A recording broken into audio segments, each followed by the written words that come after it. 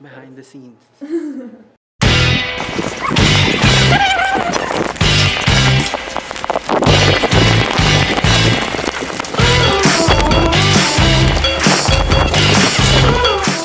My name is Tina Jurgovanovic and I was a producer.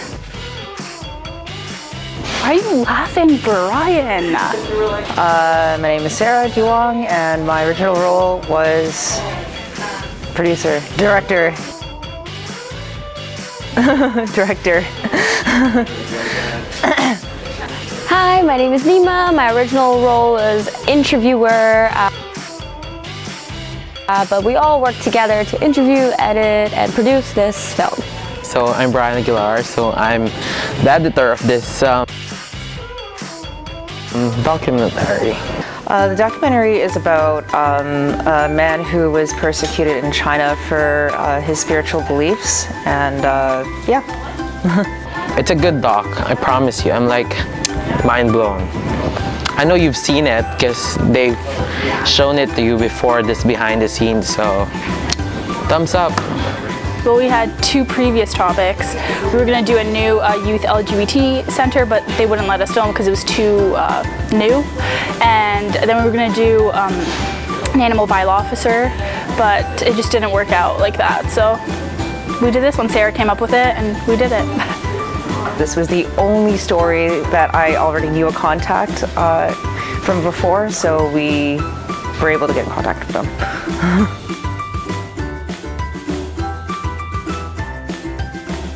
Oh God, don't even get me started with the filming process. It's just, I don't know. The filming process was very tedious. It was also, because our stories kept falling through, it was very difficult to get sources to set up these video interviews. But eventually we found these sources, we got our interview shots, we traveled to Chinatown, we shot live video footage of the practice itself and met some very prominent figures within the Falun Gong community. So it was overall a very rewarding experience. There's just been a lot of reasons, but like filming was good. It was just kind of stressful because it was last minute, like because all of our topics fell through, so we had to do everything kind of within like 2-3 weeks. So it was very stressful. But other than that, I think it went like fairly well. Our sources were all good. So there were a lot of challenges that came up with the filming. We had a classmate who couldn't do the story because of political reasons in her country, so we had to basically come up with a bunch of new ideas. We had to do new interviews, yeah.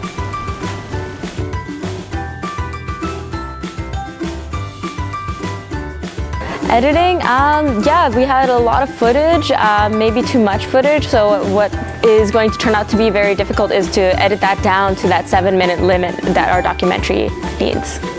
Editing, oh God, I mean, we have these interviews, the 3 interviews we did were long. I mean, so long, like an hour each. And we had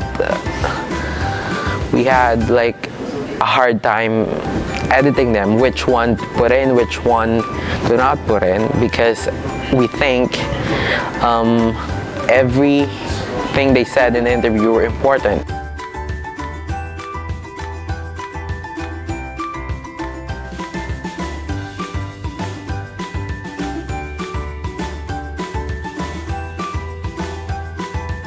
I liked our teamwork, I like how our motivation and our drive to never give up. We were at a point where we thought that we wouldn't have a story at the end of the class, so I'm very proud of our group to be able to come together and make this documentary.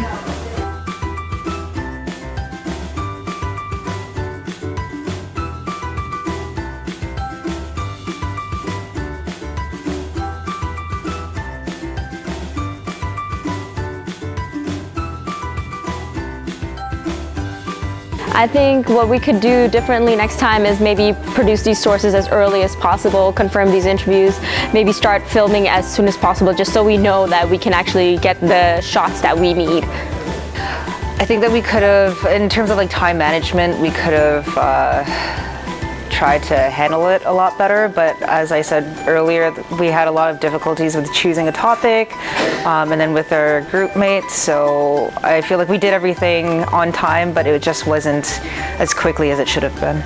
We should have a focus statement before we start filming, because it guides how we film, how we interview, how we ask questions, and we didn't have that because of the problem that came up.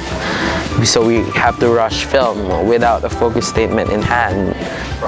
Always have a backup topic or two, because you never, like in our situation, our first two fell through and we weren't really prepared for the third one. So if you have a lot of backup options and know each story, then it'll just flow nicer.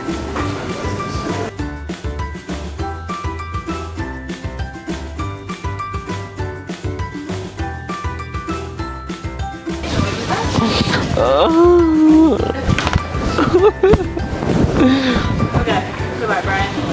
Bye.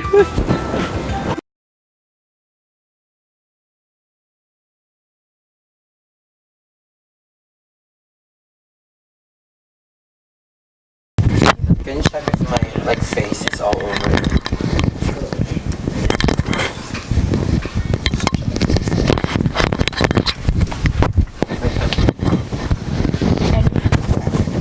What? Your face is like half in it. Am I blocking that? Can you find like a sound file? Then go back there. Actually, that's what I was trying to open up. I was gonna look in the instructor's files or sound database. So if I can do anything like that. Well, there could be something on